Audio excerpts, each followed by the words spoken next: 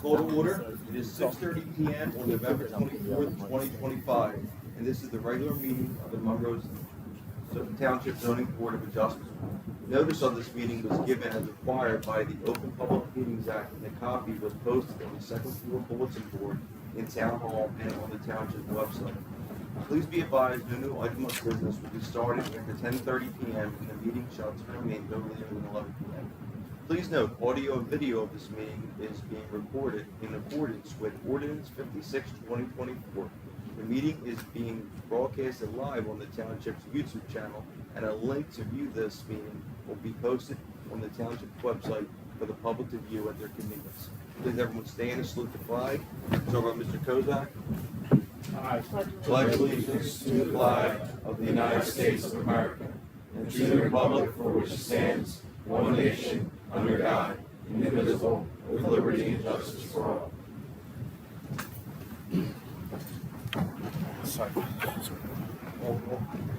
Mr. Carino? Here. Mr. Paulita? Here. Mr. Comiskey? Here. Mr. Geary? Here. Mr. Fruiter? Here. Mr. Hefner? Here. Mr. Kozak? Here. Mr. Dean is excused. Mr. Rice? Here. Mr. Heberly? Here. Mr. Fury? Here. Ms. Pellegrini? Here. Mr. Warburton? Here. Mr. Campbell? Right. Oath. Okay, we did swear in our planner and engineer. Let's swear from the token, nothing but the truth. See? I do. Thank you. Resolution. Okay, the one and only resolution on the agenda is number 53-2025. Youth Friends, preliminary final major site plan. Members, your pleasure in regards to Resolution 53/2025. Motion to approve. Second. All those in favor? Aye. Opposed? The ayes have it. Our first on the agenda is going to be application 25-43 Keith Mayo. We're going to do a little switch. Because of a personal conflict. Before personal conflict, our solicitor is going to be switched out with our alternate, Ed Campbell. Can this application be deemed complete? Yes. Is there a motion to deem application 25-43? So moved. Second. All those in favor? Aye. Opposed? The ayes have it. Make a copy because that's why everything's not attached. Thank you. Do you have any witnesses? Do you have any witnesses? I swear the witnesses? Yes, sir. I swear, would you raise your right hand? You swear from the testimony you're about to provide the board is true. Thank you. Go, Mr. Schwartz. Mayor was going to do a twin home on 8th Avenue. He indicates that he needs 3 variances that were he was advised by a zoning officer. A side yard variance, 14.3 foot goes instead of the required 15 feet. Another variance, the lot width of 72.04 feet for 100 required, and lot front 66.34 feet for 100 feet required. Those are the 3 bulk variances that are being requested this time. That record.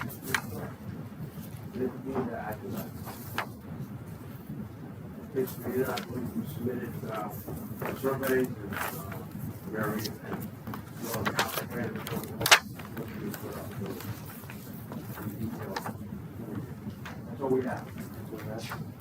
Members of the board had a chance to review the application. Any questions for the applicant? Go ahead. Through the chair, 2 questions. There would be 2 single-family homes together, that you sell. They're not like they're going to be sold separately, 2 different families. Deed separately, Deed- one building. One building, right? And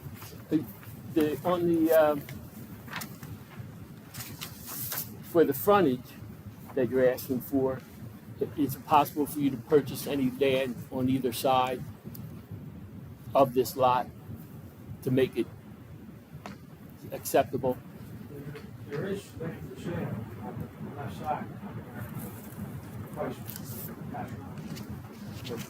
Thank you. This was, so previously this was 2 lots? It was 2 lots. And you filed a deed merging those two lots, correct? Yes. And so the property fronts on 7th and 8th Street, or 6th and 7th. 8 is the front, 7 is the back. And the lot width variances are because at 8th and 7th, you're less than 100 feet on each, right? Yes.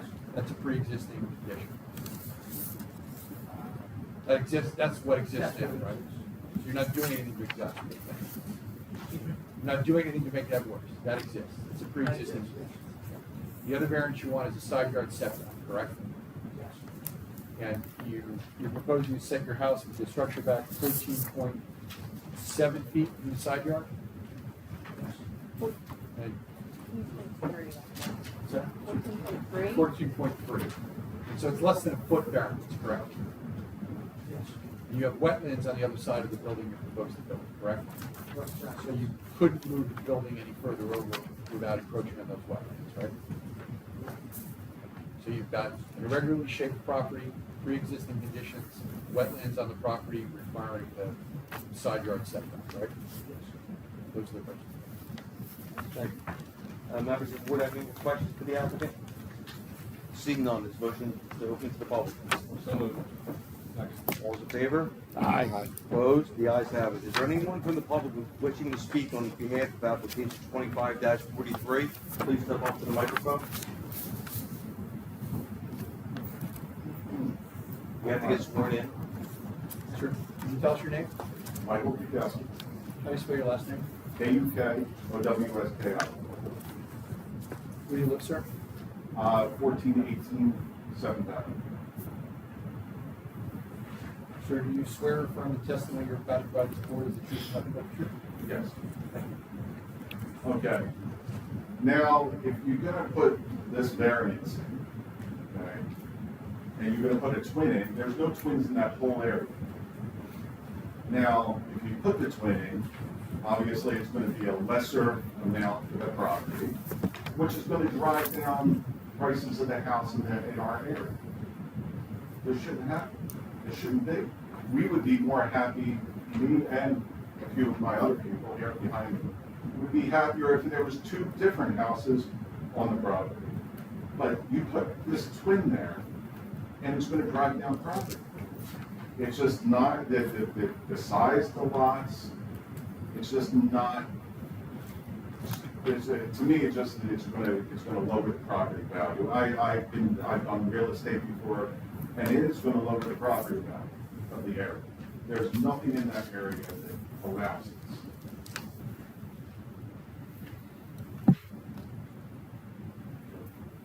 That's it? That's it. Thank you, sir. We're pretty much all in the same. Okay, if you want to speak, you can come up, get sworn in, identify yourself. So can you give us your name, sir? Daniel Galucci, Daniel Galucci, How do I spell your last name? G-A-L-L-U-C-C-I. Your first name's Daniel. Yes. Where do you live, sir? 1426. So raise your right hand. Do you swear or affirm the testimony you're about to provide this board is the truth, nothing but the truth? Yes. Thank you. So pretty much the same thing, we're all in agreement, everybody on the street on 7th Street. Now, I think, honestly, for the worst house here. But I just came back to the street, I moved my whole family back to be with my mom, and our plan is, there's 2 lots, we're joining our lots together, so we can build in the middle, so we can make our property nice again, the way it was years ago.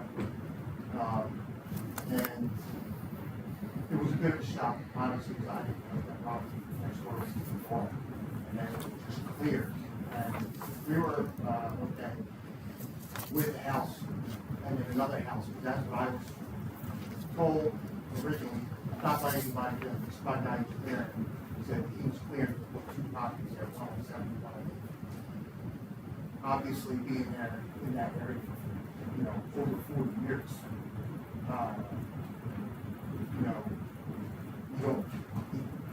we didn't want to see the development back there now, because it was 110 acres before. It was beautiful growing up there. Now there's a development already there, and now on our street right there, it's clear to put a house. It is what it is. Things happen, people buy things, what else. But I agree. agreed to, that putting a duplex here, like, it's just, you know, I personally, big plans to make my property look nice here, to bring up down, you know, so it's kind of like, you know, it's a bit, I know other people on the street feel the same way, shop down here, here, same thing, Steve here, same thing, we've both been there on that street for over 40 years, you know, so it is a bit of a shock to see all that break down, but I would at least like if it's going to have two properties that will break values, you know, to the street. Same thing. And also here in town, I'm not sure how they're going to be developed, if it's one facing this way, if it's two going down, or if it's two facing East Street, and now we're just looking at that. I'm kind of not too sure how the layout is. Or if that even matters, but, you know, at first we were kind of looking at house facing 7 and house facing.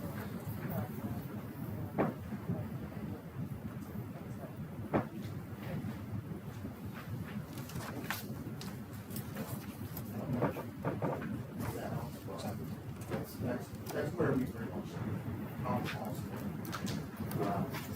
shocked at it, but also I just came back down to help build that property that it's not, our property person is not that. I have a lot of plans to run there, which is kind of, and basically my you know, to bring it to down the back. Just seems like I'm not being released that deep now. That's all. Thank you. Thank you. How are you? Just identify yourself and make sure. Stephen. What's the last name? Where do you live, sir? Raise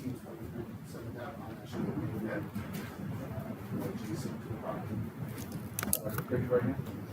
Swear to claim the testimony you're about to provide the board. Thank you. They pretty much said everything I wanted to add to it. You know, when the properties went up for auction, I reached out to the zoning board to see if it was even worth my time to put it in bid. And they said to have it be rezoned, you can't build on it, you know, drastic changes, and sure. So I said, okay, I'm with it. It was all woods, you know, it's where I grew up, sure. And then I find out that it was bought, and then everything was destroyed. And now we're thinking it's going to be a home, fine, like Mike was saying, things like that happen. Now a double home that's going to bring down the value and get really close to my property is something that I'm just not comfortable with. You know, had I known that, I probably would have put a bid in and just kept it as is to, like Mike was saying, keep the historical side of it. This is where we grew up. We understand people build homes, make profit, and get things changed. But like Mike was saying, there's a whole list of properties behind this now. And, we're trying to just, he's bringing his family back to doing the same he was doing. He's a brand new neighbor coming from Philly, coming down here to set up with the family. We're all for inclusiveness, but we're not starting to bring our property values down. I certainly am not trying to have a property where I'm losing property and it's getting close to that. So I don't repeat everything everybody said, we already have it on record and we consider this, but we're just, as the closest neighbors to what's going on, we're just not comfortable with what it sounds like. Okay. Thank you.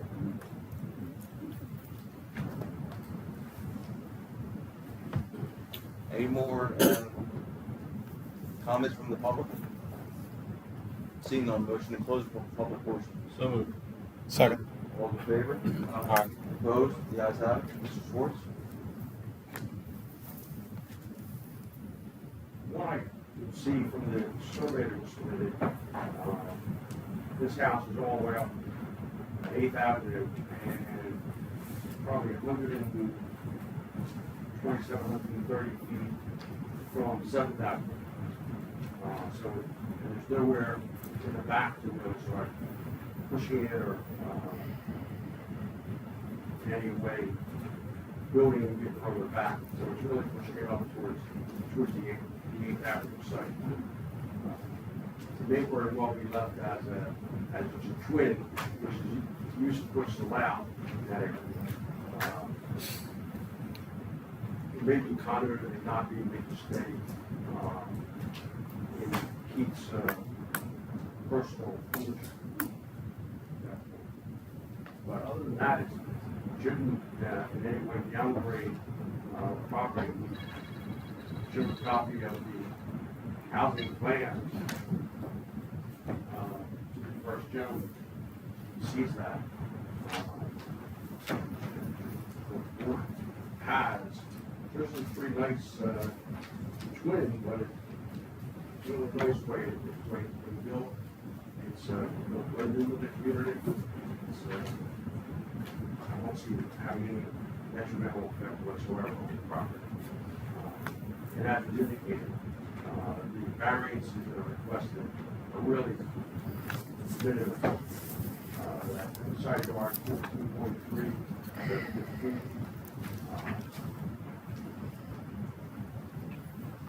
70, the lot width 72% of 100, and the lot variance frontage 66.34. It's all residential instead of 100. So it's really having minimal impact in the area. I like the opposite, it's going to have a negative effect on other properties in the area. Mr. Schwartz, I have a question. So properties in the RGMR, right? Yeah. And I agree with you, it looks like on Schedule A that single family detached and two family or twin conventional developments are permitted uses. When I go to the table on bulk requirements, it looks like the minimum lot area is 27,500 feet. And I think you're at 16,000 square feet, right? So,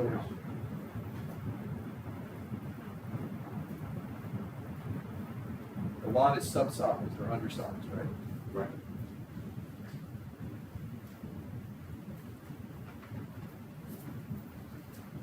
And you have not asked for a variance for minimum lot area, right?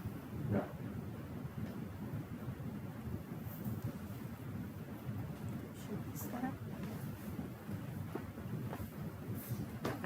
You basically followed what the zoning officer indicated on the variance within the region.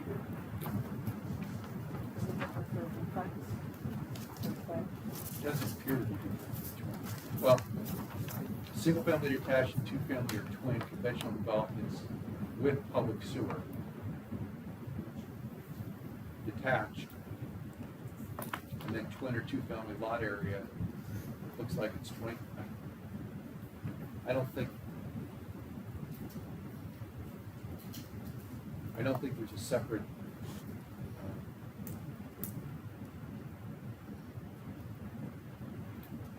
characterization for the two-family twins other than two-family twins is lot area square feet 25,000, the building 50,000. When I compare that back to the schedule above, I don't think that meets the lake. But it is an undersized lot.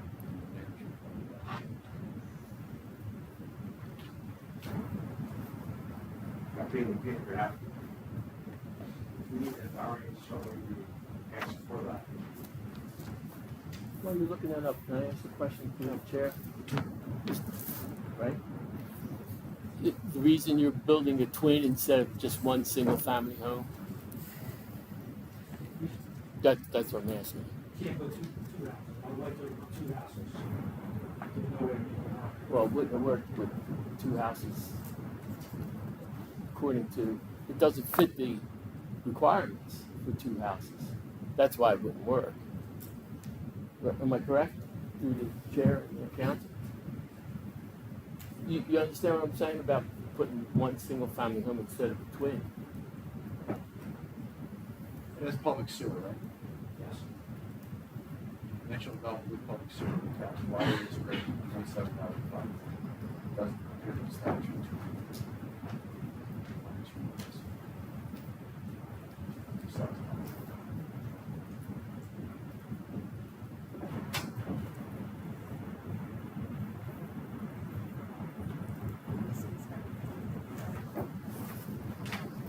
So do we have the same issue with one single family home rather than Yes, which way? Yeah, there's still. Be the same exact issue. yes, it would be one. So it'd be one house instead of two. and that's what you need. The survey mentions EDCs from the findings. Does that have anything to do with the calculation? No.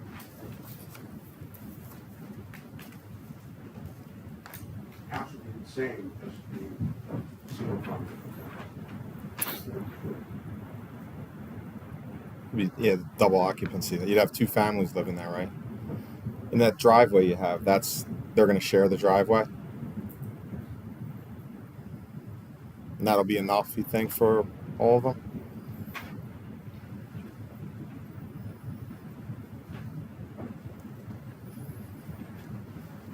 Pretty large driveway with pavement there.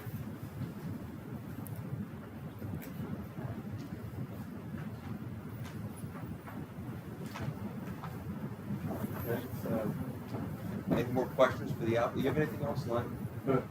Any more questions for the applicant? Can I just ask one question? Would you consider just putting a single family here?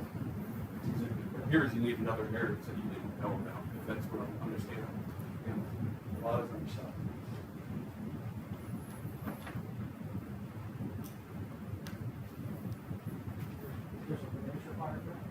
Minimum lot size is 27,500. You're at 16,000.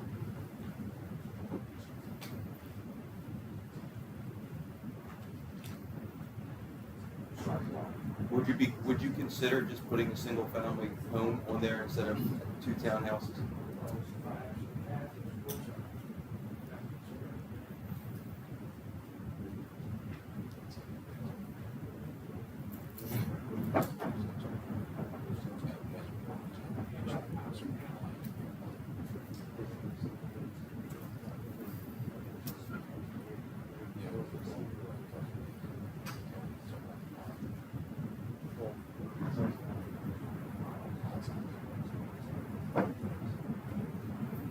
So when we were gone, your neighbor was here.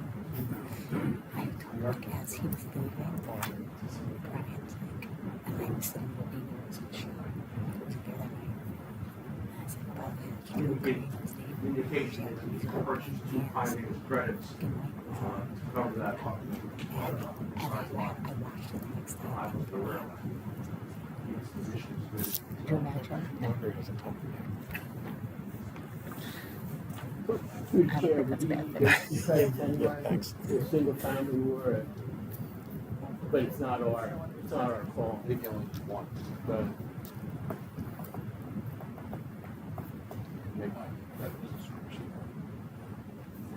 no, I didn't hear it that way. But they wouldn't go to Wicks, that's what I, but he needed them anyway.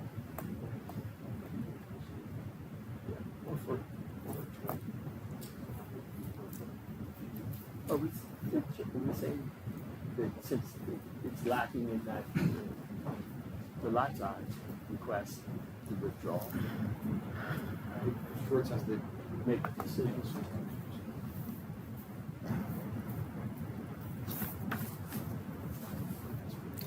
It's funny, he hasn't come over anyway, but he says to talk to me, so I bumped into me here.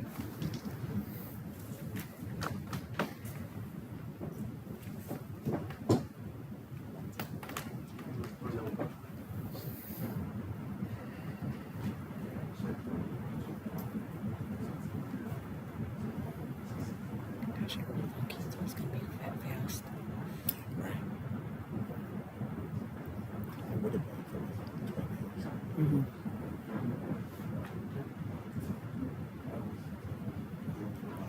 It's just like it's gonna be rare with the driveway. Yeah. There's stuff like it's just like it's Because could you imagine if they're like neighbors that didn't get along?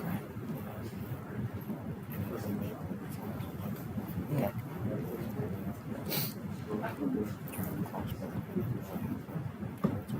Yeah. Or we can, But no, we can do that. But why would we leave that? Yeah. Yeah. Mr. Chair, Yes. let me ask you a question first. What's before you? What's the implication for the She sounds special. It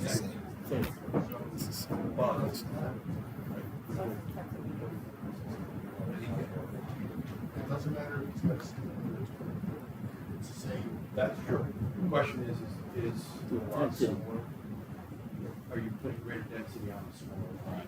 Your objective is yours in terms of the PDCs. Keith is indicating that we went and got that, because understanding that we wouldn't have the undersized lots issue. One to finance director, which is the reason why it's coming in for the twin instead of single family.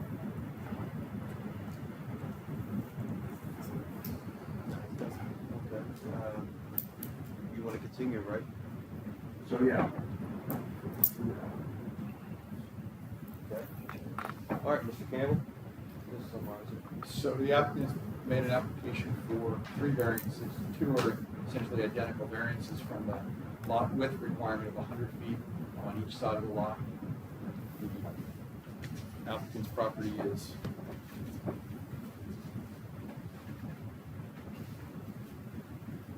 proposed at 72.04 feet and 66.34 feet, requiring variances. Side yard setback is proposed at 14.3 feet, and the minimum is 15 feet.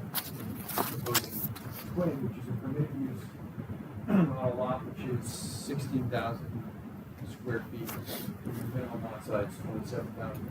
So the board has heard testimony which it deemed credible to approve the application.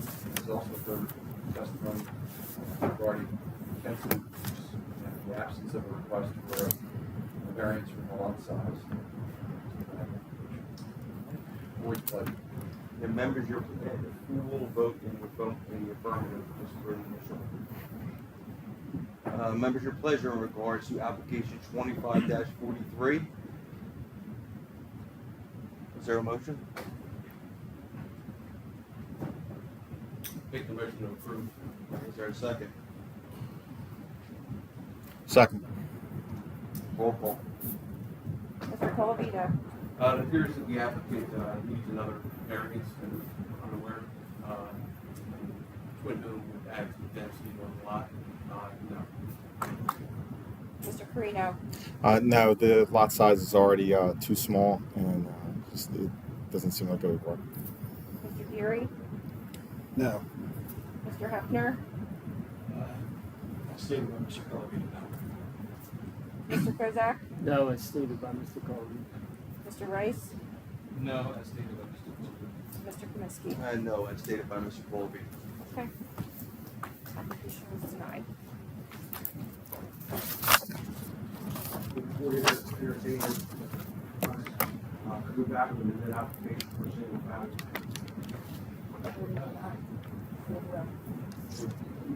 Yeah. For a new application? Yes.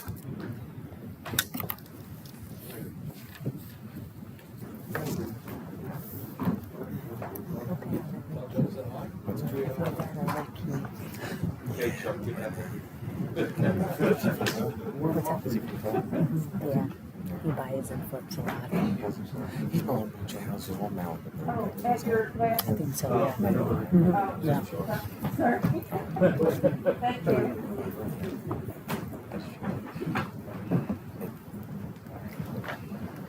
Okay. Next on the agenda, application 25-13, the Enclave at Monroe LLC. Will this application be deemed complete? So moved. Well, No, sorry. Thank you. Thank you. Is there a motion? So moved. Second. All those in favor? Aye.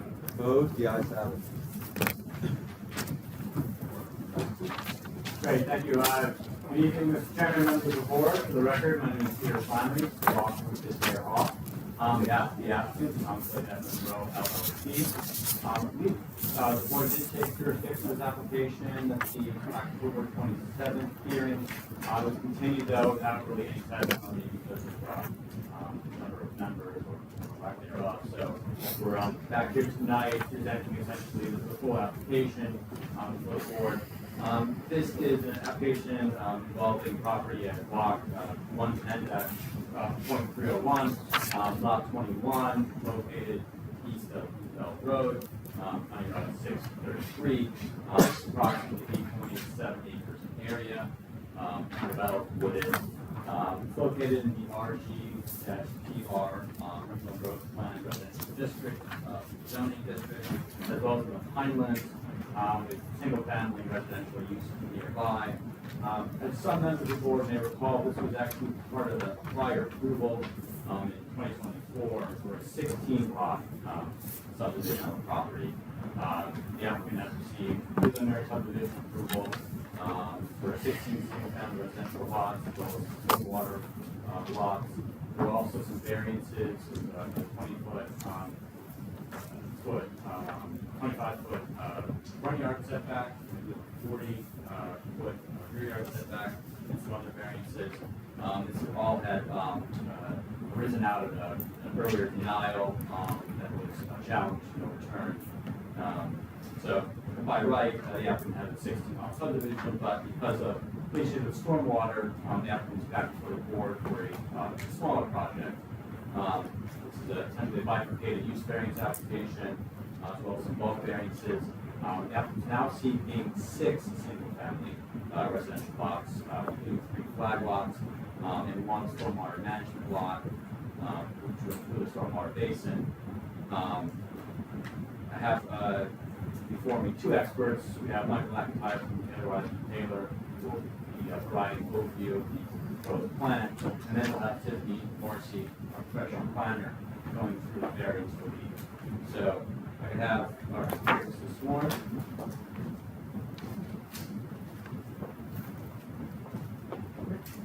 Okay, could you both raise your right hand and identify yourself for the record? Michael McIntyre. Tiffany Morrissey. Do you both swear or affirm to tell the truth, nothing but the truth in the testimony you give? I do. Thank you. Mr. McIntyre first, just having qualified for the board, state your education, experience, licensure. My name is Michael McIntyre. I'm employed at Taylor Taylor and Laurel. I'm the project manager for this project. I obtained my bachelor's of science in civil engineering from Beckman University in 1998. And professional engineer license in the state of New Jersey and in good standing. Here before several boards across New Jersey, including Painesville, Westboro, Woolwich, Greensboro, Washington County. Or accept, Mr. McIntyre. Okay. McIntyre, I believe you may have an exhibit here tonight, the subdivision plan.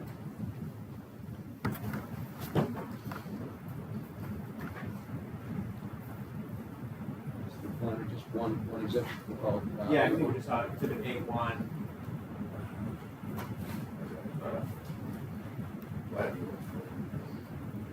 Yeah. This looks like it's a subdivision plan overlaid on area. On the aerial. Mark this A1.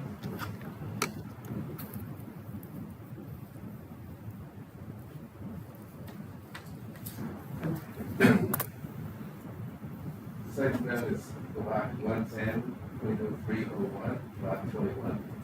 It's located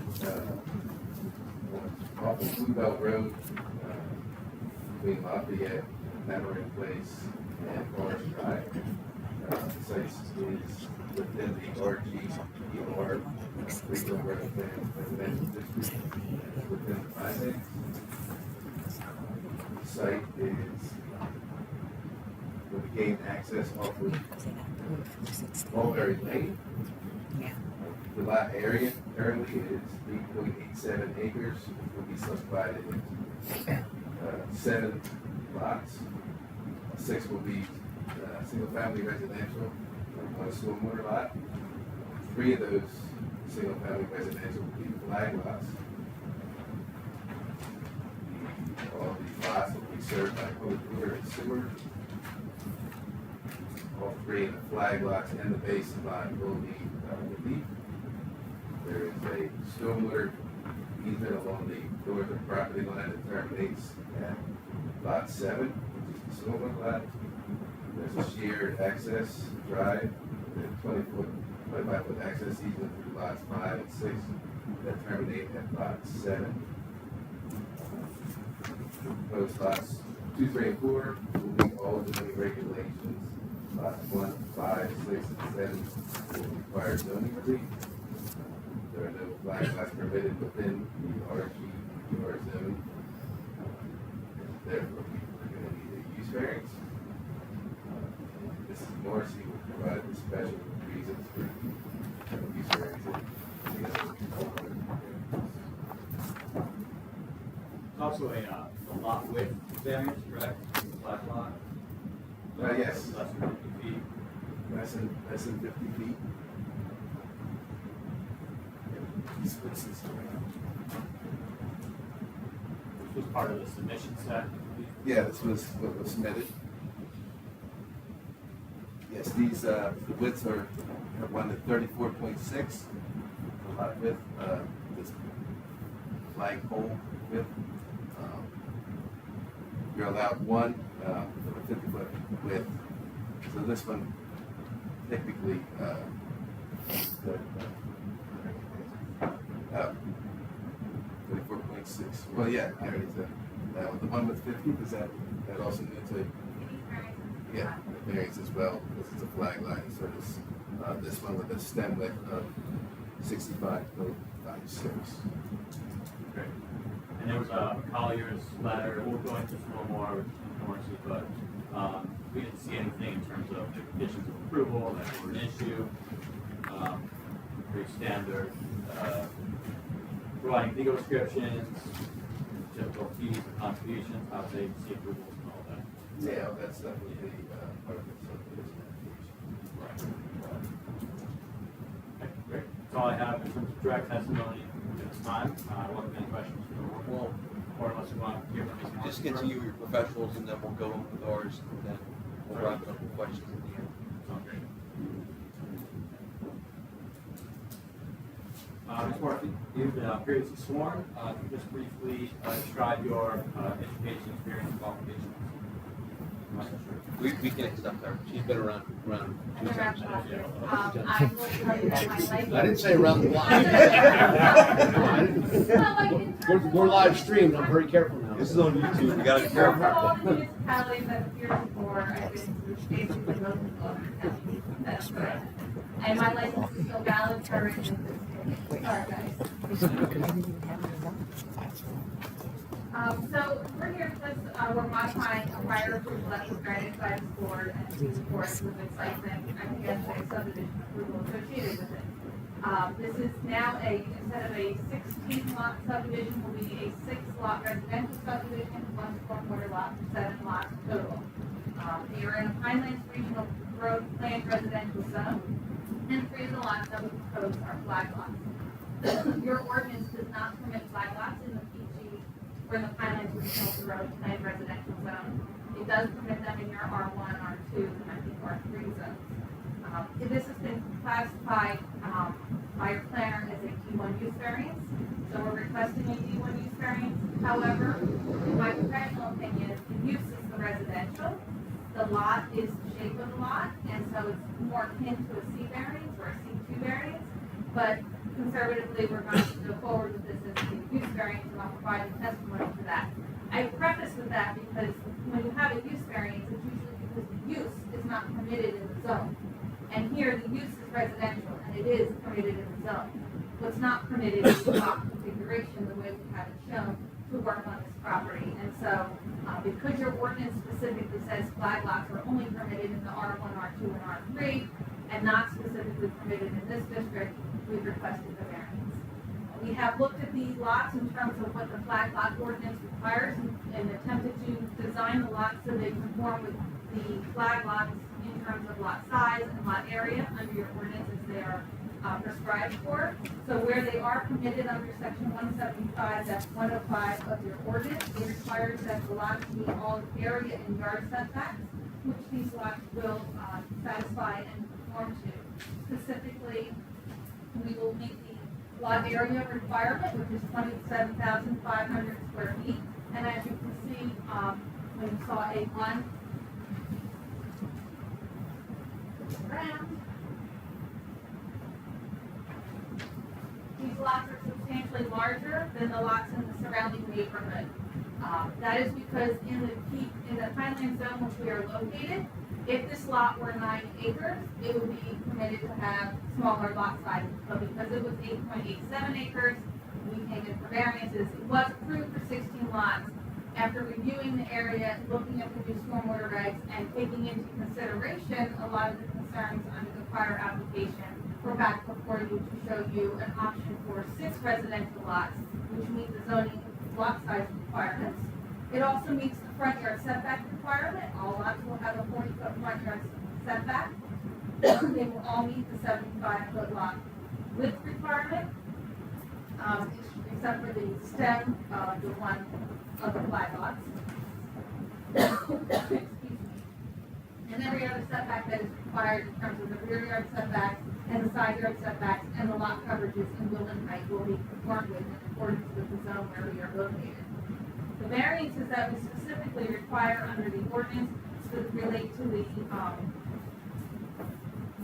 size of or to the number of flag lots. So under 175-105E, we're requesting to have more than 1 flag lot, because we have 3 proposed.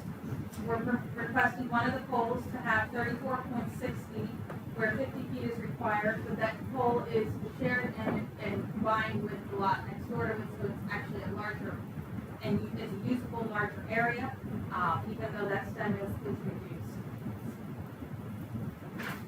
So in terms of the requirements for a use variance or a D1 variance under the municipal land use law, what has to be shown is that the site and the use are particularly suited to one another, that there are specific aspects of this use, or in this case, the flag lot subdivision, that are appropriate for this property, and that it creates a better zoning alternative and promotes the general welfare in the way it is laid out.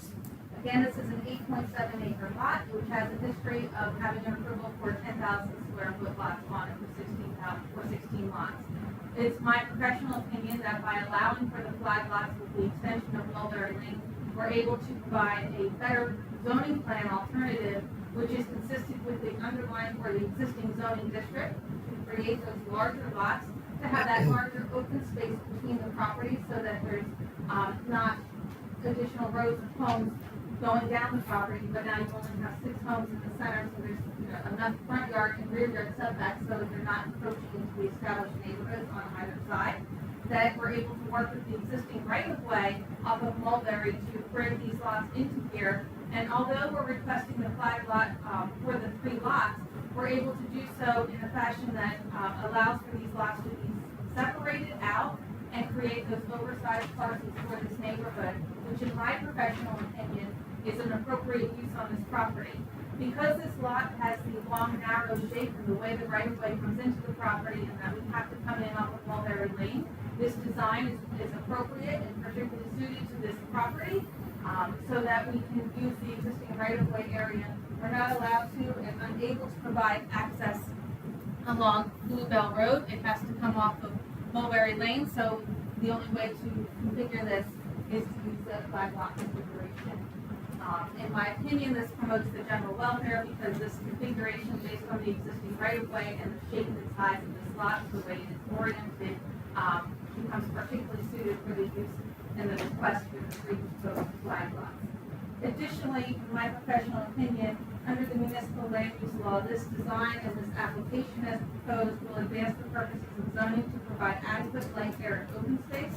One of the primary concerns under the prior application was that there was too many homes in the area, although they were consistent with the surrounding area. People were used to the open space behind their houses. And so this design allows for more open space on the property and promotes that adequate light, air, and open space, 6 homes, much less than 16. Additionally, it promotes purpose D of the municipal land use law to ensure that the development of, to provide appropriate population densities and concentrations that contribute to the well-being of persons in the neighborhood. Actually, that might be purpose C, so my bad. Yeah, purpose C, to promote appropriate population densities. And this is so that the site is designed to be in accordance with your municipal requirements of the 27,500 square foot lot. In terms of the negative criteria, well, for those reasons, the purposes of zoning are advanced, the site and the flag lot use or configuration, lot size, lot design, is particularly suited to the property and promotes those purposes of zoning. Under the negative criteria, is there a substantial detriment to your zoning ordinance, to your master plan, or a substantial detriment to the public good? And in this instance, I do not believe this application rises to that level. While the ordinance does not intend to encourage flag lots, in this unique situation, given the possible development alternatives on this site and the improvements and the benefits from what's proposed here as designed with 6 lots and the 3 flag lots proposed, to my professional opinion, it doesn't rise to the level of causing a substantial detriment to the public good. It also does not substantially impair the intent and purpose of your zoning ordinance, which does not specifically allow for flag lots in this area, but does provide for lots of 27,000 plus square foot area, and on a lot that's 8.7 acres, 6 lots is a reasonable density on this property consistent with your ordinance, not substantially impairing the intent of the ordinance, but working with the existing configurations of the surrounding neighborhoods and the site access that's provided through Mulberry Lane. In terms of your master plan and the re-examination of your master plan and the goals and objectives in your master plan, my professional opinion, again, that this proposed layout and subdivision with these variances will not substantially impair the goals and objectives of your plan. Specifically, you have goals and objectives which include maintaining the character of existing neighborhoods, and working with the surrounding area and providing a plan that is much more acceptable to the neighbors, although larger lot sizes and smaller lot sizes would be consistent with the development pattern. This is provides much more open space and promotes and protects that existing neighborhood on either side. This application will provide opportunities for housing types that meet the interests and needs of all ages, household types, and abilities, including multifamily and attached residential housing, and housing serving all income brackets. Another goal and objective goal under your master plan, goal number 2. And goal number 4, to direct growth to areas where infrastructure capacity is currently available or planned. This is a Pinelands regional growth area where development is expected and planned, and this location has infrastructure capacity to support 16 homes as well as 6 homes. So for those reasons, my professional opinion that the application creates a better zoning alternative on this property. It's more, the site is particularly suited to having the 3 flag lots versus the 16 alternative homes that were approved on the site, that it provides an opportunity for an appropriate population density, and it doesn't rise to the level of creating a substantial impairment to the zoning ordinance or the master plan or a substantial detriment to the public good. And again, we are conservatively considering the use of a flag lot as a use variance. It's really a lot itself. The use, the residential use, is a permitted use of this zone. That's all I have. Mr. Woodward? Thank you, Mr. Chair. As the applicant stated, we're proposing a total of 7 lots here, 6 single family and 1 stormwater and lot. There's 3 flag lots that are proposed to there's 6 families. The parcel is within the RCCR, they're going to be run by the district. And I do for use variance and bulk variance. I would agree with Ms. Morrissey that single-family residential development is a permitted use within the regional plan residential district. Flag lots are permitted, as Ms. Morrissey said, in the R1, R2, and R3 zoning districts that are typically not permitted in the other districts. That is the reason for the use of the bulk variances. Our ordinance is written in a way that flag lots can be called out, and precedent in the past that flag lots can be called out in front of Zoning 24. In accordance with 175 and 105C, flag lots shall meet all required area and yard requirements that are described in Article XIV for the respective zone. Since flag lots are not permitted in the regional road plan residential zoning district, it's not approved for a flag lot. We have the flag use variance condition. Going down 175, 105D, the lot may be subdivided by any means of this option only one time without the necessity of variance approval. Any additional request to subdivide shall be The original or the newly created lots into a flag lot shall require subdivision or variance approval. The applicant's proposing a development of 3 flag lots here instead of just 1. In accordance with 175, 105E, now more than 1 flag-shaped lot may be created by subdivision. Again, going back to that same, that's 3 here instead of 1.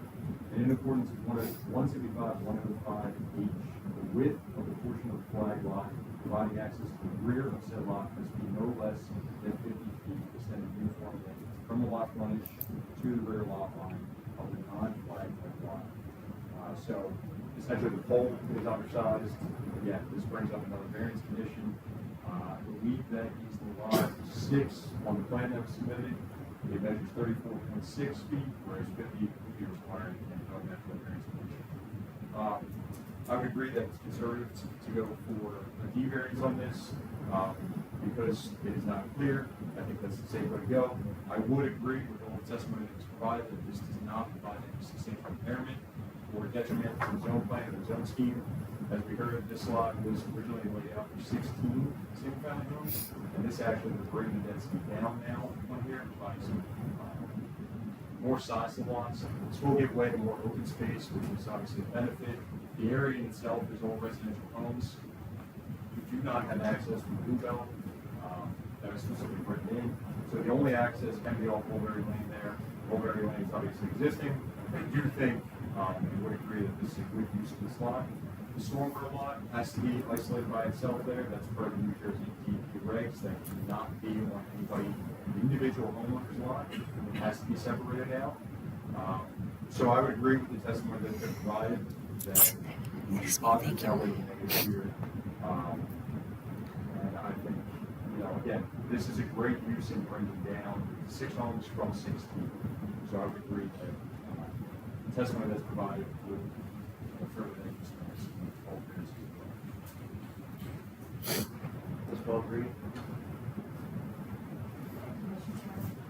I'll go to the bulk requirements. As our report stated, there are no variances for bulk requirements. However, there was an addition under lot frontage, as we stated in the proposal, that they're going to permit, but they asking for permission for a landlocked lot for stormwater management, which is being covered by the stormwater regulations, meaning that it has to be separate from any residential.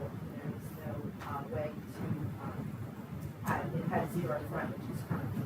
So lot frontage variance is needed for that landlocked piece of lot. Also, there are some general comments in our report. Requested some plan edits and some legal descriptions. They will provide, as well as they acknowledge these contributions and obligations as outlined or in the outside. Thank you. Members of the board, have any questions for our professionals or the applicant's questions? Chair. Adam, we talked sidewalk and curb. No sidewalk and curb, or they need a variance? It's not, Sorry, because it's bifurcated just for the variance, that would come up at the time of site plan when they were taken. The other question I had for you is, just looking at this, are any of these streets in here going to be public streets? Or after you get into Mulberry, like let's say 100 feet, then it turns into private? Sure. They would all be private driveways, pulled off that cul-de-sac. Pulled off of that, okay. So, like when trash day comes, they got to tote it right all the way out to the Mulberry? Yes, sir. Okay, no, that's fine. I just wanted to clarify because I know what a flag lot is, and usually it's private. Yep. So all that inside, no plowing, no nothing. All these are going to be private driveways that lead all back to Mulberry there. To Mulberry. So once you go into Mulberry, like say 100, for the lack of number, 100 feet after that, that's all private. Correct, exactly. Whatever. Right, the pole that comes down, they all hit Mulberry Right. at some point. Right. So the pole that comes down on lots 6, 5, and 1. Right. All hit down low. 2, 3, and 4 have actual frontage on those lots, on the cul-de-sac. Right.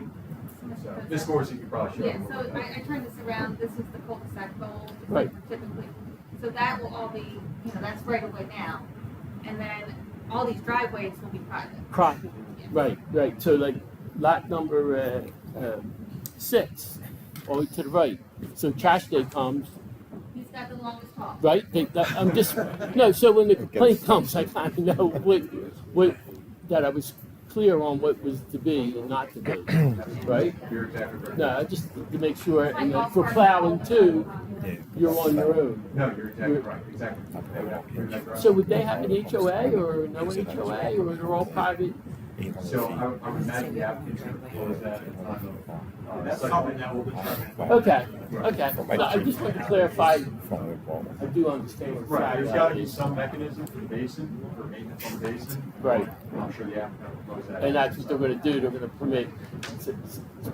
Well, the basin would be their maintenance, not the Right, township. right, when they come back, those houses will form some sort of, operational. Coalition. Agreement there. Right. To maintain that basin. Yeah, because we're not going to do it. Right.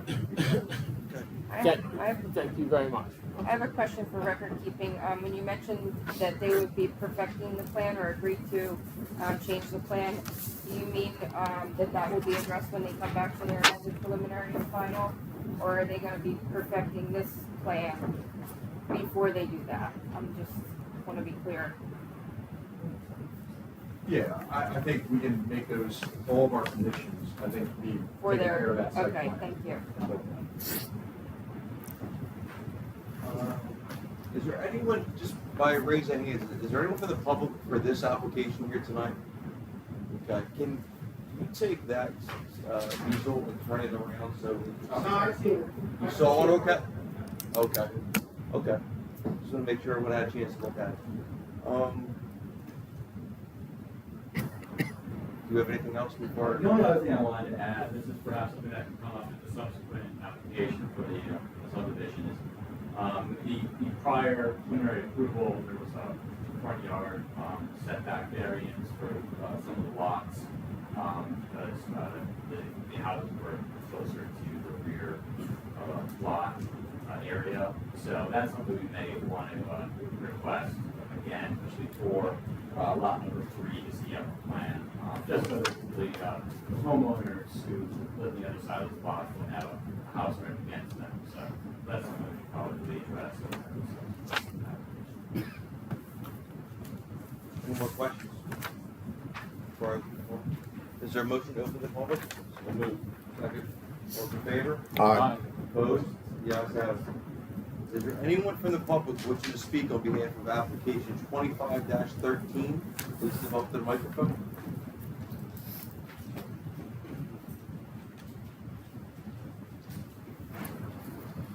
My name's Bruce Pritchard. I'm sorry, what's your name? Bruce Pritchard, And your address for the record. 1132 Tamlin Place. Are you from the truth or not the truth? I just want to say that as being a neighbor to this property for over 4 years, this is the best plan that I've seen.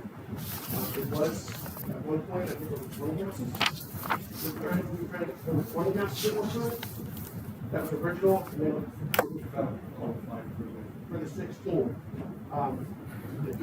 Push it back to 6, to allow more space and everything like that. I mean, obviously, my house butts right up to the woods. So I do love the woods there. There's, nothing you can do with animals and stuff like that.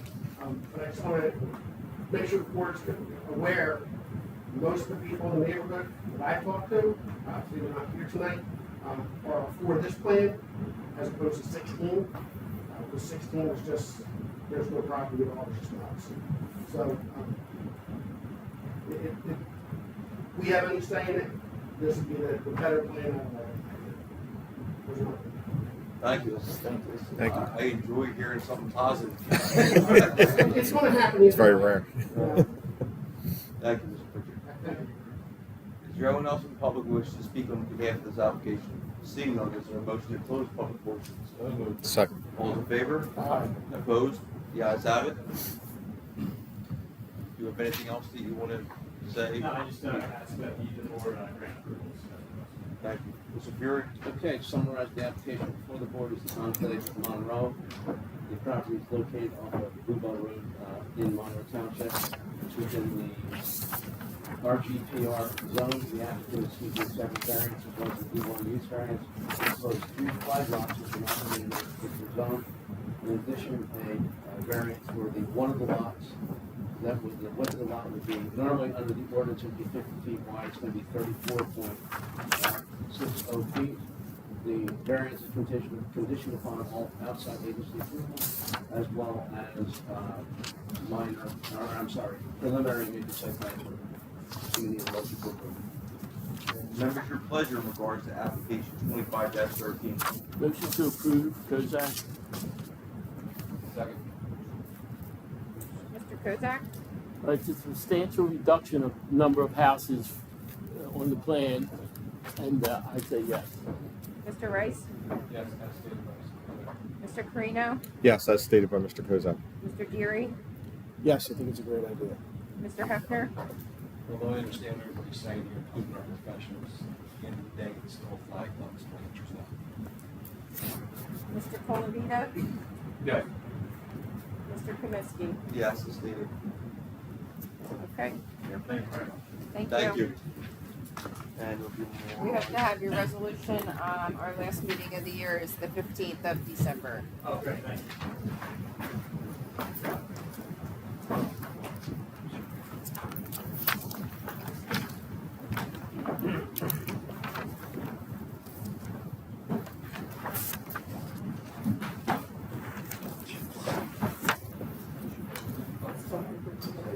There you go.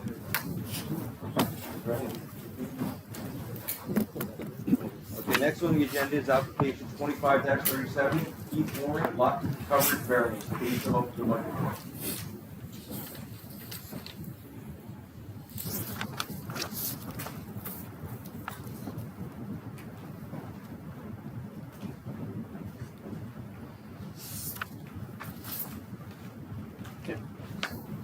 Both of you going to testify? Okay, you raise your right hand, state your names for the record and address. Keith Warren.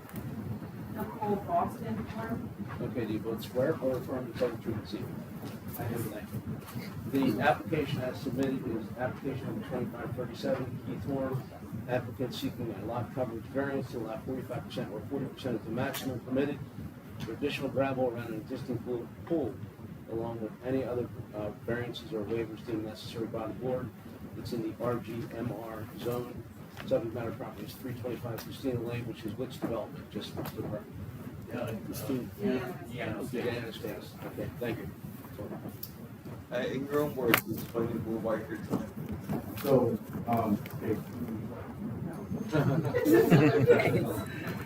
As you can see, I'm in a bit of trouble. So we purchased this wonderful home back in, yes, she listened to me because it was always my dream to have a pool in our house, and she was responding not probably to allow us to have one. But the initial stuff we went with, it was supposed to be done last year after we moved into the home, but we went through a maker and I would say, sadly to say, we ended up going switching pool companies in the middle of it, paying an additional $70,000 on top of what I was supposed to pay. So as the pool got put in the ground, it got closer to like the end of the summer, and so in our yard, I mean, if you've seen our pool installations go, our yard was completely destroyed. So when she came back home, I actually had landscape with bring gravel. I did not know that it would actually impede upon the coverage, because I wanted us to have an opportunity to, after spending a hard money for the pool in the house, I wanted us to have an opportunity to actually enjoy it without dragging the mud from outside the house, inside the house. And then we didn't have additional at $9,000 for facade. So we're Okay, members, any questions for the applicant? You had a chance to review the application. Any questions? Through the chair. How long has it been that way with the gravel and this, the way you have it set up now? Months? Yes, as they, right after they finish putting the water in the pool. So it's been Months, yes. months. Been in use. Has there been any flooding or drainage issues with the neighbors or with you personally there or anything that caused that problem? No? I think a final. This was brought out because you had to get your final inspection. Yes, Yeah. yes. Right, the final, and then the engineer brings out. Sure. Thank you very much. Any more questions from the board? Seeing none, there's a motion to open the public. So moved. All in favor? Aye. Opposed? The ayes have it. Is there anyone from the public wishing to speak on behalf of application 25-37? Seeing none, there's a motion to close the public portion. Second. All in favor? Aye. Opposed? The ayes have it. Mr. Fury? Just to summarize briefly, the application 2537 Keith Horn, subject matter property 325 Christina Lane, seeking the lot coverage variance to lot 45% where 40 is the maximum permitted. He's provided testimony in support of the application. Nothing negative has been presented against the application. Members, your pleasure in regards to application 25-37. Motion to approve, Kozak. Roll call. Mr. Kozak? As testimony from the applicant that there hasn't been drainage issues, it's been existing for a while, and that we've had some serious rain, so, and appears to be no problems in the neighborhood, yes. Mr. Rice? Yes. Mr. Carino? Yes, as stated. Mr. Fury? Yes. Mr. Hefner? Yes, that's stated by David. Mr. Colavita? Yes. Move it. Mr. Kaminsky? Yes. Okay, you're approved. We'll have a resolution prepared for the next meeting, and then we will provide you with a copy as well as the zoning officer, so you can wrap that up. Good luck. You too. Next on the agenda, application 25-33, Kyle Loeb, use variance, lot width, and lot frontage, side yard variance. Please step up to the microphone. This application be deemed complete. That's good. Yes. Yes. Is there a motion to deem the application complete? Second. All in favor? Opposed? Ayes have it. Mr. Fury? Sir, just state your name and address for the record. Yeah, it's Kyle Locke, and I'm the owner of lot number 4701, lot 5. It's my customer across Keith Road, out of town, so I think I'm right before Chrysler Road on the left-hand side. Okay, just raise your right hand. You swear affirm to tell the truth, nothing but the truth. Mr. Love, make it team. In your own words, can you explain the board why you're here tonight? Sure. Yeah, we'd like to build a single-family home on this property. The commercial zone right now really is very limiting to the overall use of property. It's a 5-foot wide property that's about 1,300 feet long. So the buffers against residential areas to the side of it, really the best use of the property would be a residential use. So we're looking for a couple variances. Obviously, it's on 5 feet. We're not going to meet the lot requirements or lot front requirements. We're looking for variances. The side yard setbacks, in order to get for us to build a standard size home, we look at this, maintain the 20-foot required on the west side. If there's a residence to that side, we look to maintain that 20-foot requirement on the right side of the property, which is the west side. And we're asking for it to be on the left side, which is the east side of 10 feet. And obviously, we're looking to go with commercial to residential.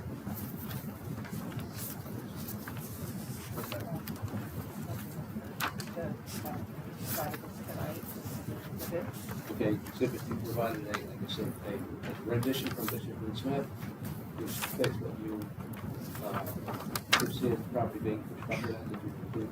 Yeah, it's a pretty close representation of what we'd like to build. But obviously, pending this meeting, we'll finalize that plan. Okay, we're just gonna ask you for the record, mark it as A1. Applicant, for the record. Okay. You have anything else you want to say before we get into our professional report? You'll get a chance again to speak, I'm just saying. Okay. Mr. Wolford? Thank you, Mr. Chair. We're here tonight because the applicant is seeking a D3 conditional use variance to allow for the construction of single-family home within the C commercial district.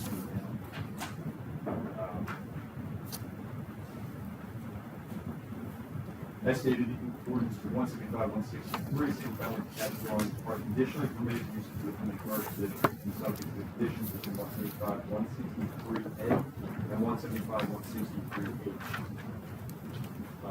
Interesting enough, 175, 163A, 1 and 2 do not contain conditions relating to attached single-family dwelling. And 175, 163H refers to existing dwellings without certificate of occupancy. So no conditions technically are in our ordinance right now pertaining to the single-family uses, even though there are no conditions. There is case law out there that says if there are no conditions, the applicant still needs to appear and provide the necessary proof for actually granting the deed for conditional use variance. So, in saying that, the area itself is mostly wooded, where the applicant is applying to. Wooded, there are a few commercial, small, mom-and-pop type vehicles out there, but not anything significant. Across the street, there used to be a landscaping yard that is subsequently closed down. So it is more rural area. There is Renfield is on the other side in Washington Township over there, which is also a residential neighborhood. So just in speaking with that, the commercial district hasn't really flourished along that road the way that it's intended to. So I do think that residential is more on the performance side than actually commercial use would be in this case. Just looking at what's been built up against us here in Washington Township. So there is statutory criteria that you need to give the positives and the negatives. The conditional use, in speaking to the positive, is that conditions can be applied to the use to make sure that it's not impeding the zone plan with the commercial zone district there. In everything that I've said, with this being mostly, rural area, vacant, not much around, I don't think that there would be any impairment for our zone plan or zone scheme allowing their residential I believe the applicant's given a little bit about, why they feel. I mean, would you agree that you feel this is a good area for residential to be? And why would you feel that? Well, the property right to our west, the adjacent neighbor actually is also certified with my lot. Okay. As a residential.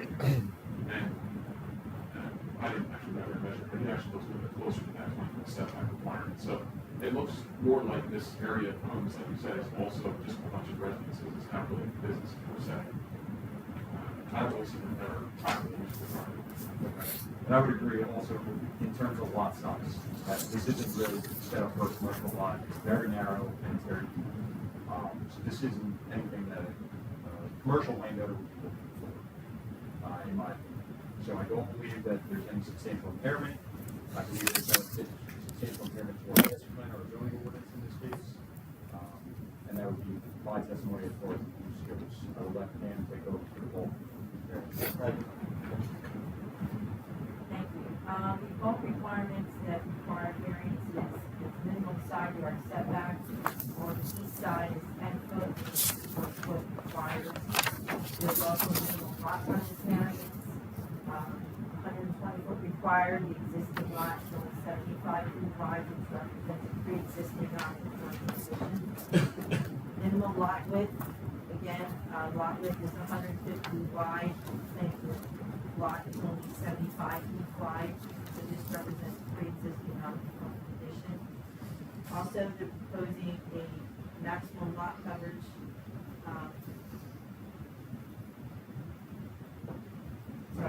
Maximum lot coverage allowed is 40%. Plan notes on proposed plan that lot coverage of less than 75%. Testimony should be provided and the bulk table should be revised to include a specific value to determine if the plan conforms to this requirement to the applicant provided. Also, maximum building height. Building height has not been reflected on the plan. The maximum allowable building height is 35 feet. So, like some additional testimony on that as well. As far as design and performance standards, the applicant should prepare to discuss the aesthetics and style of the single family home. They have submitted architecturals which give estimates of what they intend to build to that should suffice to give the board an idea of the aesthetics and style of the single family home. And as far as fees, there are fees, contributions, and obligations. Like the applicant to acknowledge that they are aware of those and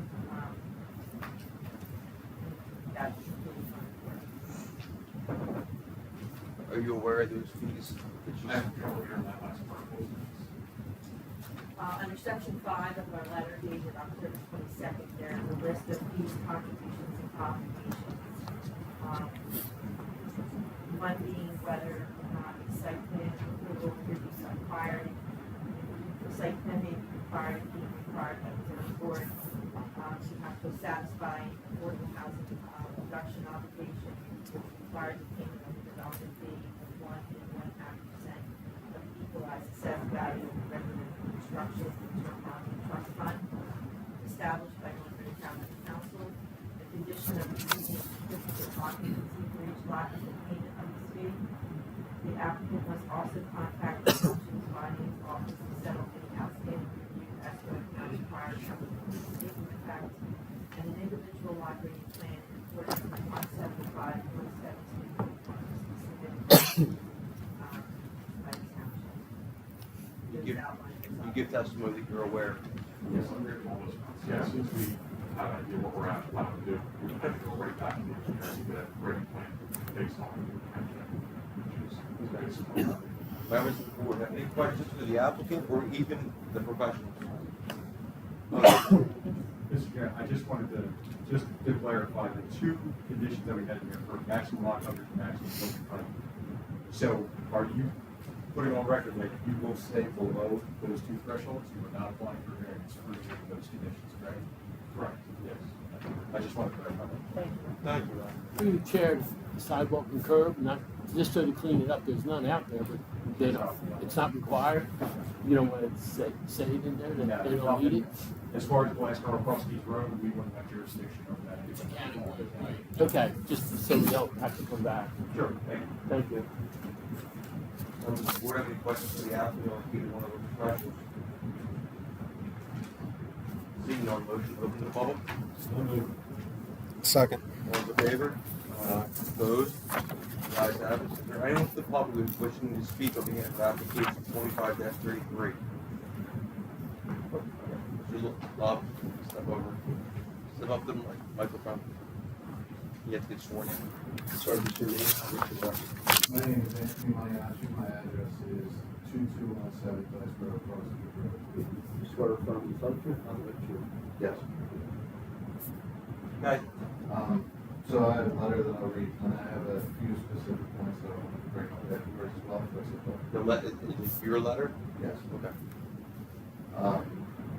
I'm writing for my objection to application 25-33 submitted by the applicant seeking a D3 conditional variance, construction of a single family detached dwelling within the commercial district for Glassboro Cross Keys Road block 14701 lot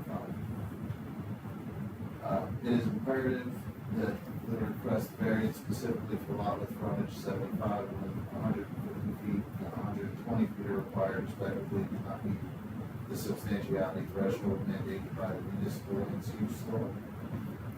The applicant's request for a side variance to permit a setback of 10 feet where 20 feet is required further exacerbates the non-compliance with the zoning regulations established to maintain the character and integrity of the commercial district. When evaluating the criteria of variance, it is essential to demonstrate that the peculiar conditions of the property create hardship that is not self-imposed. The applicant has not adequately substantiated any physical characteristics of the property that would warrant such significant deviations from the established zoning requirements.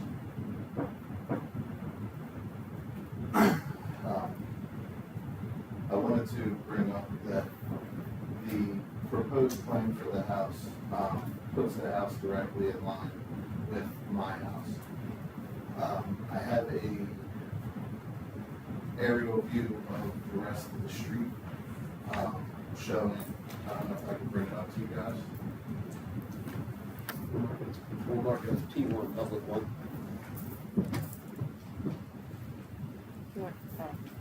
Thank you. Go ahead. Thank you. Continue with that. Thank you. From looking at the homes, the other homes that are built on that street, It's very clear to see that all the other homes are offset. The proposed plan would put his house directly next to mine, overlooking my daughter's living. Also, the proposed driveway would put his traffic for their home, right next to my autistic daughter's window as well. The well that is proposed, in their plans is proposed in the front yard, which would be less than 100 feet from my septic. And they propose the septic in the rear of their house, which would be within 100 feet of my well, which would create a health issue as well. There also was a letter submitted from the gentleman, Jim, who owns the property on the other side, where he's requesting the 10 feet setback. I don't know if that was received or not, but that basically says that setback would hinder his plans. Sir, just for the record, you can talk about it, but it's not part of the record, because he would have to be here to testify. Okay. So the board can't consider that letter. I can understand that. I apologize. But yeah, I don't, like I said, he did submit a letter. I don't know if it was received or if it was, if it went to the right place.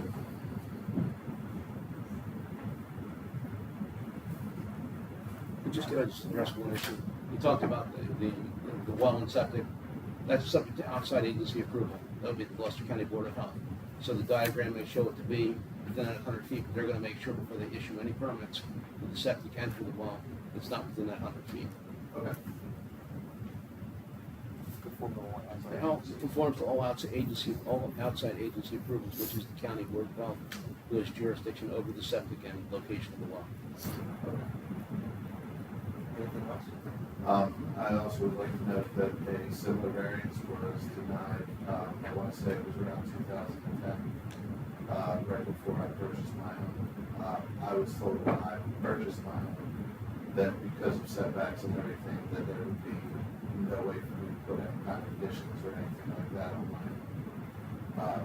And I think it's a bit unfair to allow the variance for one side, but not for the other side. Well, everyone has the right to come in and ask for, seek a variance. Okay. I wasn't explaining that when I bought my house. When I was explaining to you that I wouldn't be able to do the additions. Anything else, sir? No. Thank you. All right, thanks a lot. Thanks for your consideration. Anyone else from the public who wishes to speak on behalf of the application? Thank you. 25-33. Seeing none, there's a motion to close the public portion. So moved.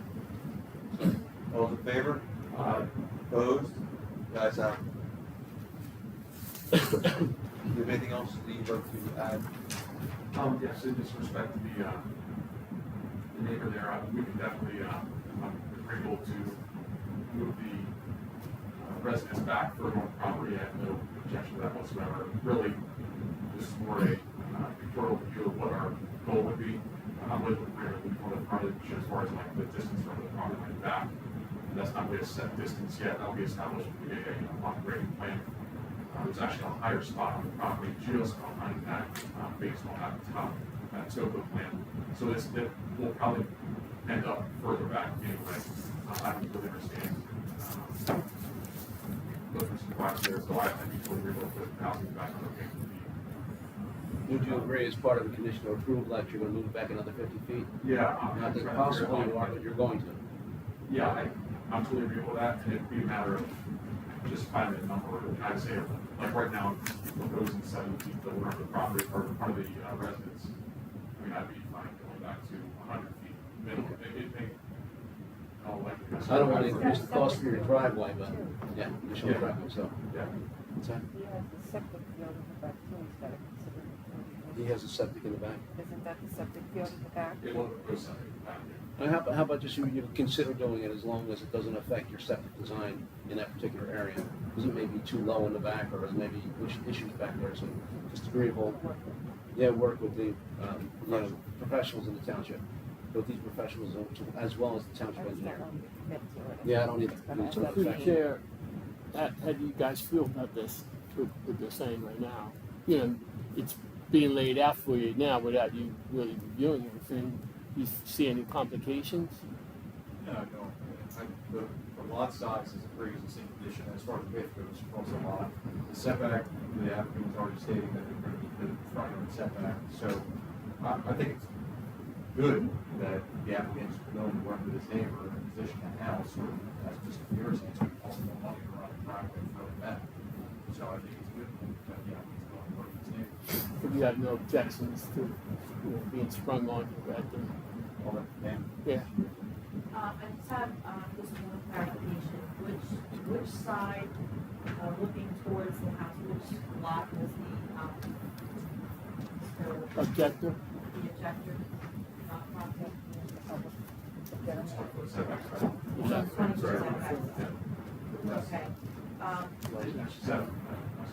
Okay. Based on the, plan as submitted, the driveway was on that right side. This plan shows that the garage on the left side. Would you be willing to move the garage from this side to the left side? Yeah, and that's kind of an idea we're looking at. We didn't hear that, and yeah, you would hear that when the driveway is right.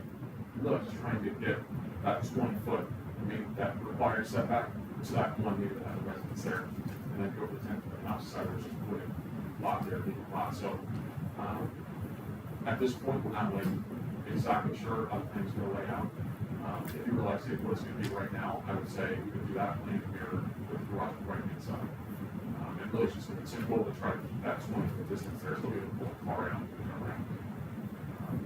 One of the other items that the neighbor to the right there, actually the fence that he has is actually on our property by a few feet. So I'm not sure how that can be addressed, but that's just something I have to bring myself for. I'm not sure if that's good. That's private. Through the chair, are you building this for yourself or to sell it, or would you just? As of right now, we're unsure. We live in Berlin now. My daughter's 18. Okay. So we're not really sure as of right now.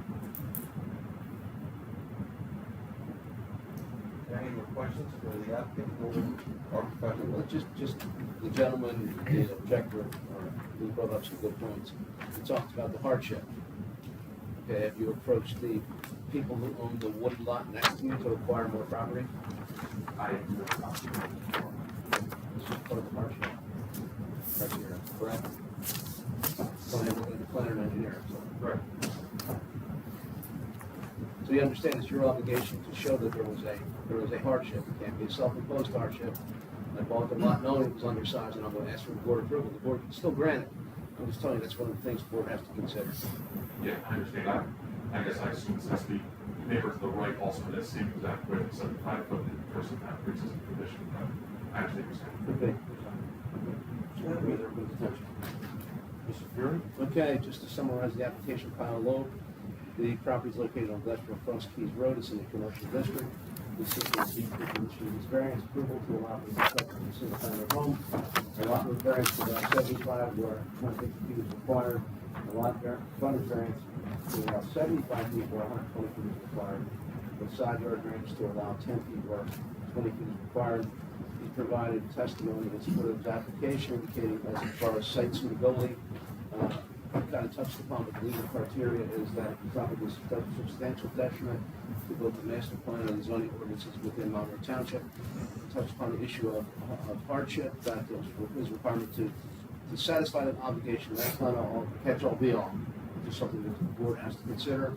And you've also heard the objections from the neighbors. The applicants also indicated he's willing to work with his neighbor to kind of shape the lot to create a more harmonious coexistence between the parties. How about that? We get a motion to approve. Members, your pleasure in regards to application 25-33.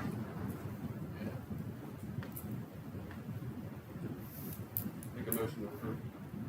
Is there a second? Second. Roll call. Mr. Colby?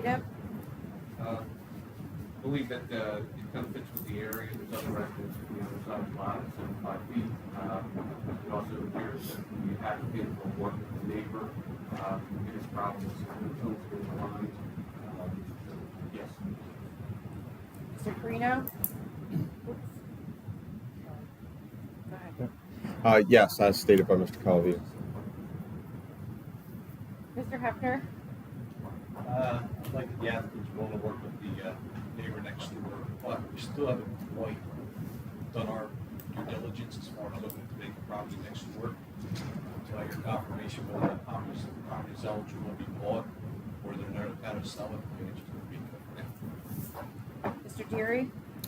Yeah, I think as long as you're willing to move that back, and how about your neighbor? Yes, for me. Mr. Kozak? I agree with Mr. Colavita and just add that there's a minimum amount of commercial use in that area. So, yes. Mr. Wright? Mr.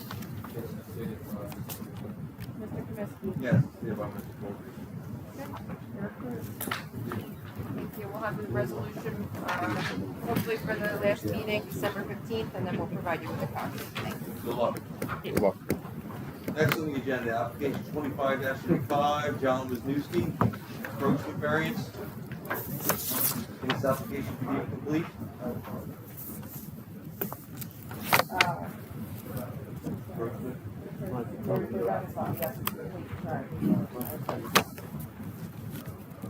You guys go outside for that?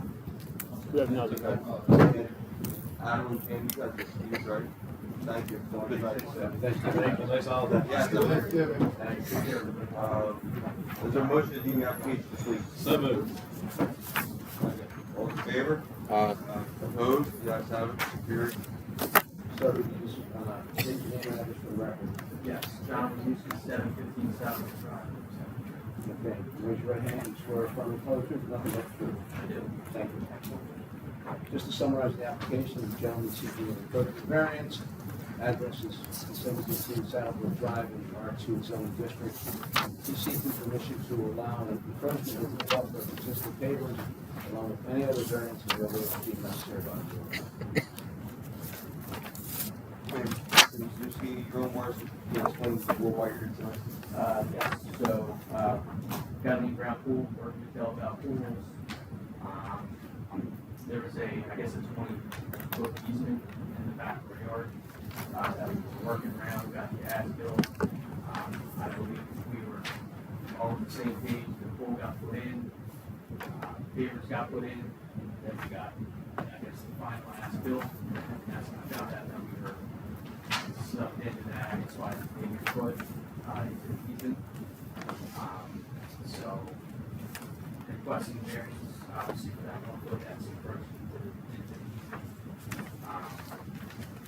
Structure back there, after the 3 feet around the pool, I guess, number one, it was done and completed. I think for safety reasons, it's important to have it there as well. Obviously, for the aesthetics of the old budget, probably most importantly, it's the hardship on financially, where I have to pull it back and try to make it look right. And that's what we start.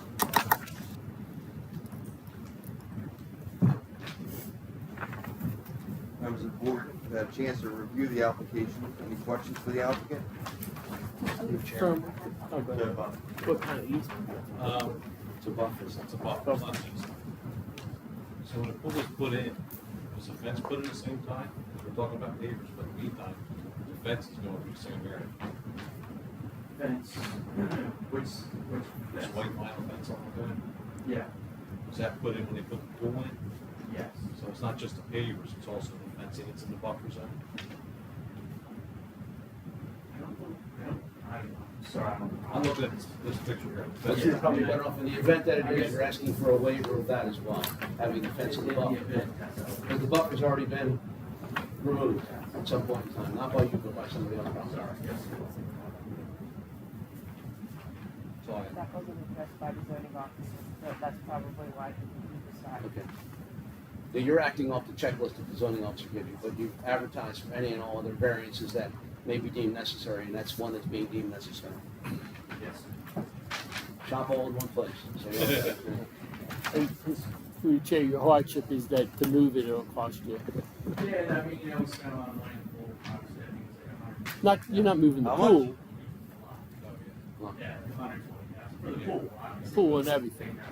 You're not moving the pool, you're just moving the pavers and the fence. Yeah, the pool's in, so the pool back papers. Yeah, of course, I mean, I have to be charged to do that, so. Can I just pose one question? What's that? Can I pose a question? Can I pose a question? Yes. One of the other neighbors, obviously, you have homes next to you that are similar, back up to the buffer. Can you describe any of those neighbors, fences, anything? There's definitely things in the buffer that help. I don't know exactly the code or what's allowed in there, but there's sheds, and things that you have structures, you don't have any structure or anything like that. No, but all he's asking is it's a similar situation to what you're dealing with. We need to point out, I'm sorry. are there fences, are there pools, right? Yes. That's all. There's Yes. similar conditions that you're dealing with, your neighbors have the same thing. Yes. The only other thing for you, Chair, any drainage issues caused in that area? Everything is not correct. No, you have none with all the rain we've had, the flooding. There you go. Okay. Any more questions for the applicant? No, Mr. Guder?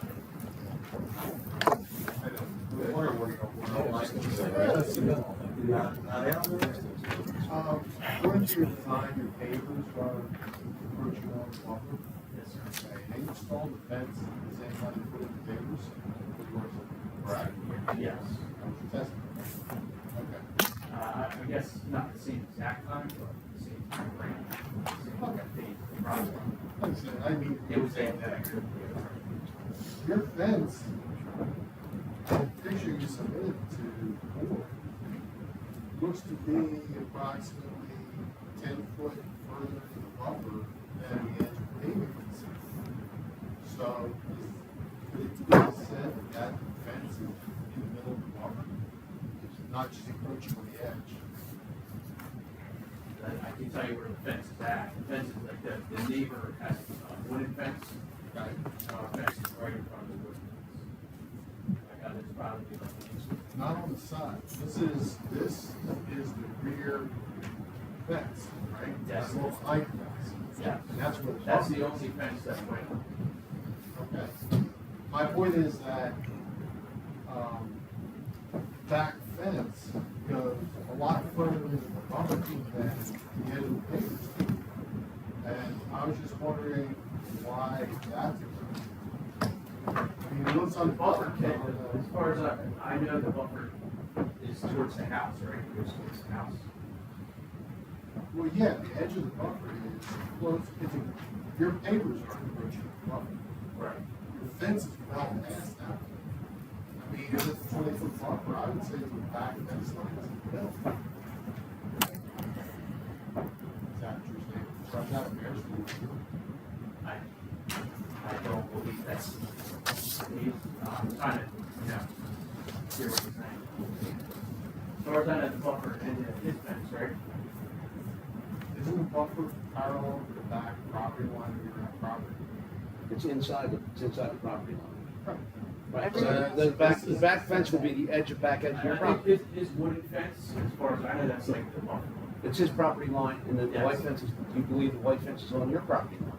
Yes. Okay. I understand what you're saying, but the buffer, normally what happens is there would be a separate distinct buffer with a different deed. It would be contained within his deed. So it may say 10 feet of wooded area must remain uncut, pristine, or 20 feet, whatever the approval of the board wants. But he's effectively, or someone before him removed that, as well as many of the other buffers have already been removed, even though they should not have been. Somebody at some point in time gave permission to remove the buffers, which they shouldn't have. Okay. Thank you for answering my question. Excuse me. There's pretty much, it's a consistent line though, right? The fence, like your neighbor's fence, they all seem to go, The house was just a wooden fence. and it goes all the way across, right? That wooden fence. Okay. We just added a fence in front of that. Yeah. That's all. Okay, is there a motion to open the public? All in favor? Aye. Opposed? You guys have it. Is there anyone from the public who wishes to speak on behalf of application 25-35? Seeing none, is there a motion to close the public portion? So moved. All in favor? Aye. Opposed? The ayes have it. Motion carried. I was already packing up. Okay. Yeah, right. I think I'm starting to chuckle already.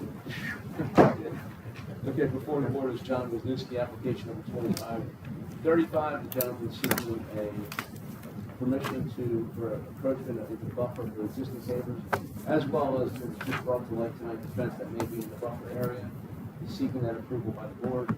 Those two items, property 715 Southwood Drive and the R2 zoning district. Need a motion to approve. Okay, members, your pleasure in regards to application 25-35. Motion to approve. Second. Roll call. I'm sorry. That was Joe. Yeah, let's go. Who seconded that? Dominic. Okay, sorry, guys. Mr. Carino, Yeah, it's a minimal amount, and the fence is existing with all the neighbors. Yes. Mr. Colavita, It appears it falls in line with the rest of the neighborhood, Mr. Deary, Yes. Mr. Hefner, And it's sort of inherent with the buffer issue. So I'll say yes to this with one caveat. Just keep in mind, this doesn't give you the permission to put sheds, a barn, all that stuff. It's still considered a buffer area, so you cannot develop that. Mr. Kozak, Yes, as stated by the previous members. Mr. Rice, Yes, that's Mr. Kaminsky. Yes, it's stated by Mr. Carino. Okay, you're approved. We'll have a resolution for the next meeting, and we'll provide you with a copy as well as the zoning officer. Thank you. Good luck. Thank Good you. holiday. Okay, public portion. Is there a motion open to the public? So moved. Second. All in favor? Aye. Opposed? Is there anyone from the public who wishes to speak on any issue tonight? Seeing none, there's a motion to close public portion. So moved. Second. All in favor? Opposed? The ayes have it. Approval of minutes. Is there a motion to approve the November 10, 2025 minutes? Motion to approve. Second. All in favor? Aye. Opposed? The ayes have it. Reports. I thought you said you had a report. Council? Happy Thanksgiving. Happy Thanksgiving. Happy Thanksgiving. Motion to adjourn?